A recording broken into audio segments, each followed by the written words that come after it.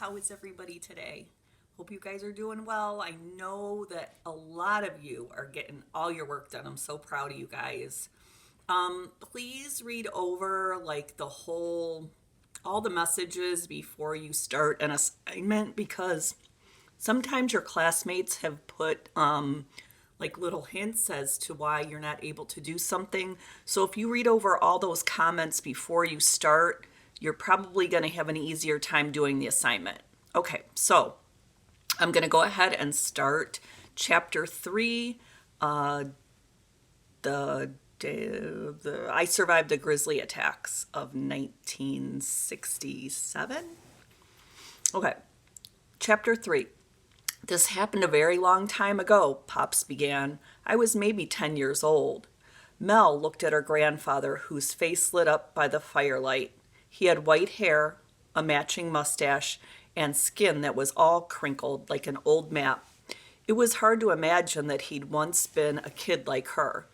But there was an old photo of him hanging on the wall in the cabin. Little boy Pops, with his buzz cut and freckles. He was proudly holding up a big trout he'd caught in the lake. I was walking through the woods, Pop went on.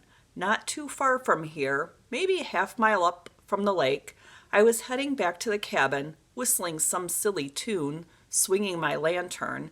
Not a care in the world, till I heard a noise just ahead. A noise I'd never heard before. Pop leaned forward. It sounded like this. He clacked his teeth together. Click, clack, click, clack, clack, clack. Was it an alligator? Kevin asked. He loved alligators. Most kids had teddy bears. Kevin slept with the stuffed alligator their Aunt Casey had given him. Shh, Mel said gently. Pops dropped his voice to a whisper.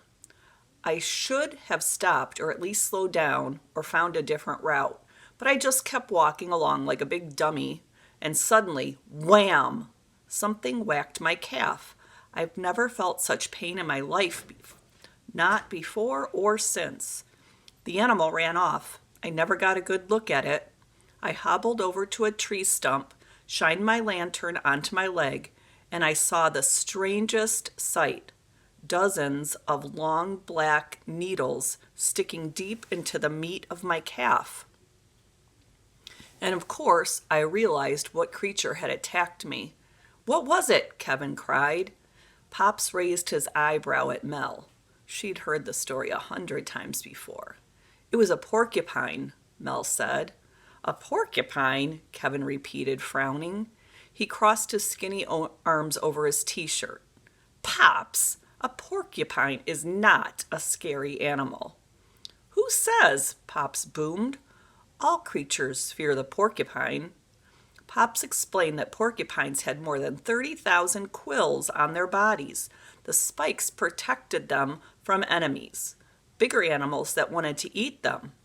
Each quill was like a small arrow. When a porcupine's attacker tried to take a bite, it wound up stabbed in the snout.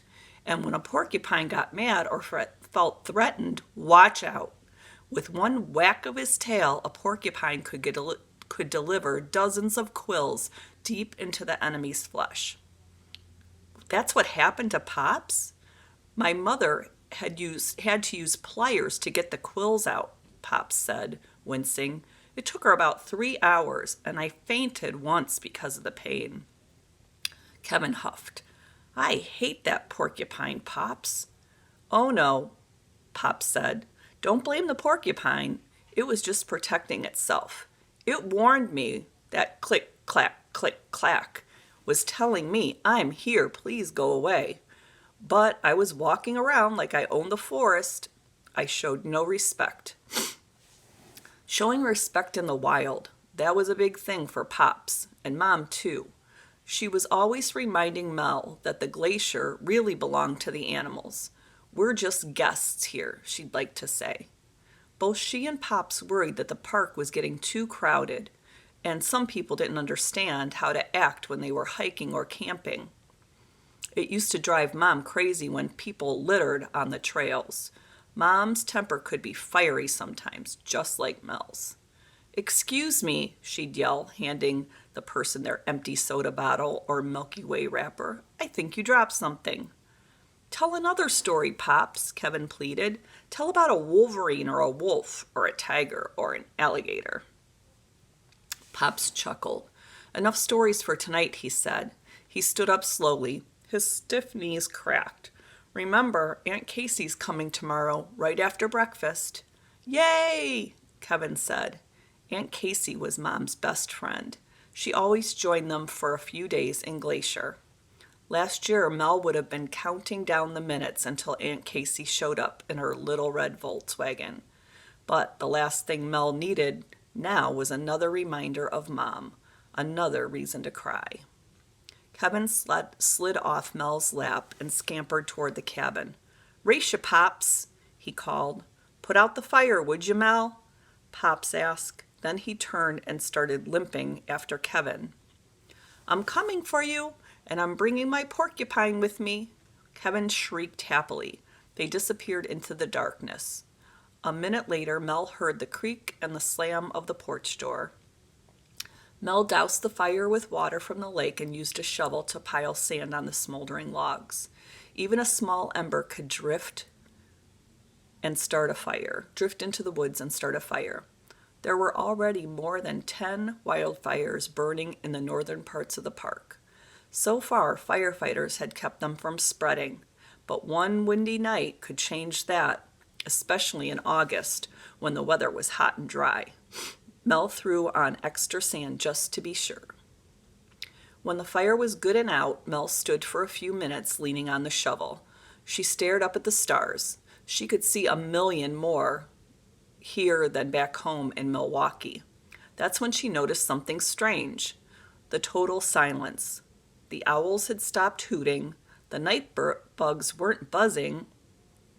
The whole forest seemed to be holding its breath. And then Mel heard a twig snap, leaves rustling, deep wheezing breaths. The hairs on Mel's arms stood straight up.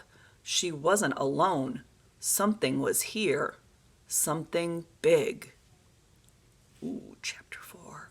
Not till tomorrow. Join in. Have a good day. Listen to my story. Guess you already did if you heard that. Bye.